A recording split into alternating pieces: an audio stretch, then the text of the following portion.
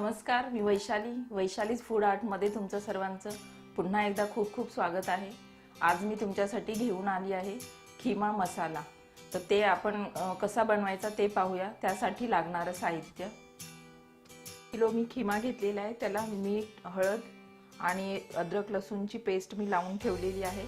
त्यानंतर आपल्याला लागणार आहे धणा पावडर, 1 चमचा गरम मसाला पावडर, हळद, मिरची पावडर 2 चमचे घेतलेले आहे। तिखट तुम्ही आवश्यकतेनुसार कमी जास्त करू शकता।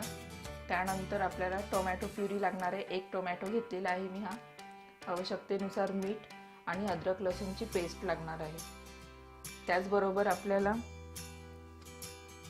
कोथिंबीर ही गार्निशिंगसाठी लागणार आहे आणि वाटणासाठी मी हे घेतलेलं आहे कोथिंबीर, 1 कांदा भाजून घेतलेला आहे तेलामध्ये आणि अर्धी वाटी खोबरं घेतलेलं आहे। हे वाटण आपण आता प्रथम वाटून घ्यायचं आहे। त्यानंतर आपण खीमा बनवायला सुरुवात करूया। 2 चमचे मी तेल टाकलेलं आहे, गरम होण्यासाठी ठेवलेलं आहे। आपण आता यामध्ये प्रथम हा खीमा टाकायचा आहे, जो आपण अद्रक लसूणची पेस्ट आणि हळद मीठ लावून ठेवलं होतं।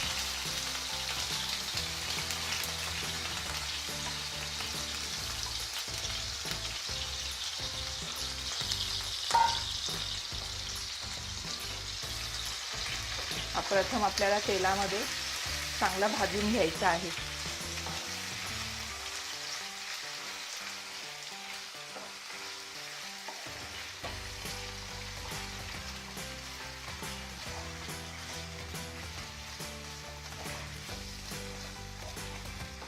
तेलामध्ये हा पूर्ण असं लहान लहान जे पीस आहेत ते संपूर्ण असे वेगळे झाले पाहिजे। त्यावेळेसच समजायचं की आपलं खीमा भाजून झालेला आहे।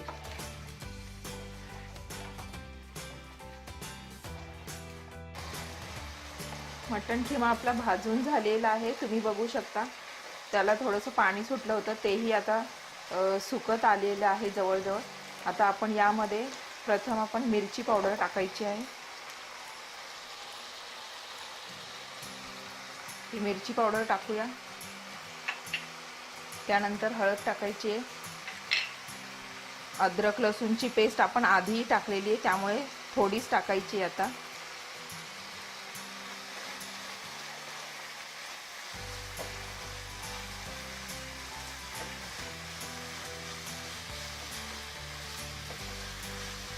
हे पण चांगलं भाजून घेतल्यानंतर आपल्याला यामध्ये आपण जे वाटण करून घेतलेलं आहे कांदा आणि खोबऱ्याचं, ते आपण यामध्ये टाकायचं आहे। तेही आपल्याला याबरोबर भाजून घ्यायचं आहे।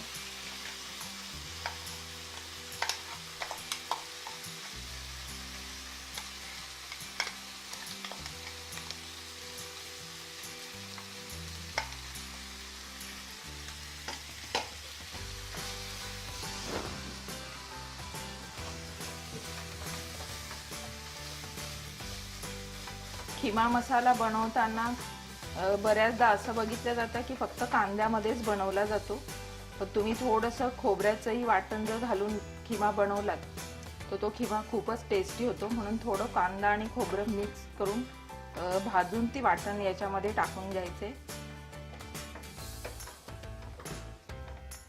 हा मसाला चांगला आपला यामध्ये भाजून झाल्यानंतर आपल्याला टोमॅटो प्युरी टाकायची यामध्ये।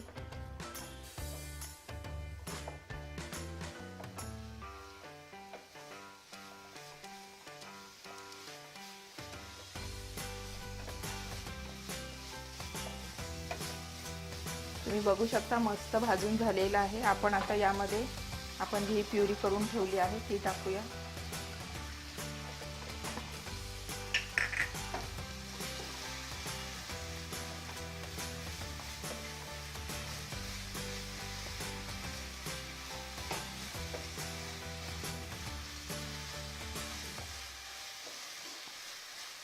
टोमॅटोची प्युरी करून टाकल्यामुळे छान रंग येतो खीम्याला, म्हणून शक्यतो प्युरीच करून टाका कापून टाकण्यापेक्षा। आणि यामध्ये आता आपल्याला गरम मसाला आणि धणा पावडर टाकायची। गरम मसाला 1 चमचा, धणा पावडर आणि आवश्यक असेल तेवढं आधी आपण मीठ टाकलेलं आहे, त्यामुळे आपल्याला थोडंच मीठ टाकायचं आहे यामध्ये.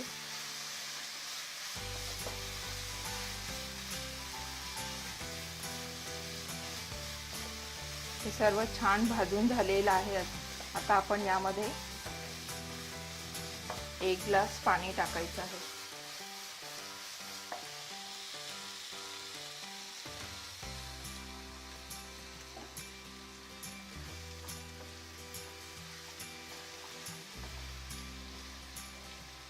किंवा शिजायला जेवढं पाणी लागणार आहे तेवढं आपण यामध्ये पाणी टाकून झाकण ठेवून आपल्याला किंवा शिजवायचं आहे.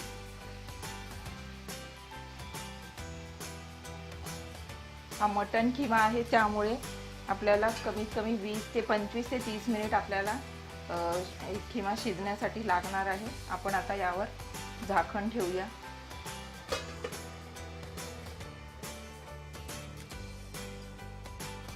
आहे तुम्ही बघू शकता, पूर्ण पाणी सुकलेलं आहे त्यामधलं आणि खिमा छान शिजलेला आहे.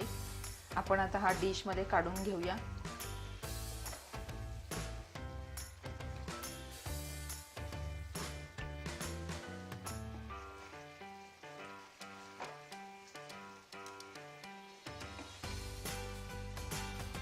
डिश मध्ये काढून आपण थोडं याला कोथिंबीरने गार्निश करायचं आहे. आपण लिंबू, कोथिंबीर, कांद्याने जरा गार्निश करूया. आणि हा आपला मटण किमा रेडी झालेला आहे. तुम्ही हा भाकरी बरोबर, तांदळाची भाकरी किंवा ज्वारीची भाकरी किंवा फुलके किंवा तुम्ही ही पाव सोबत सुद्धा खिमा खाऊ शकता. खिमा मसाला याबरोबर तुम्ही पावाबरोबर खाल्ला तर खूप छान लागतो. त्याचबरोबर आपण तांदळाची भाकरी किंवा पराठा सोबतही खिमा खूप छान लागतो. तुम्ही घरी करून पहा, तुम्हाला नक्कीच आवडेल. त्याचबरोबर माझ्या चॅनलला लाईक करा, शेअर करा आणि सबस्क्राईब करायला अजिबात विसरू नका. पुन्हा आपण लवकरच भेटूया एका नवीन रेसिपी बरोबर. तोपर्यंत मस्त खा, स्वस्त राहा.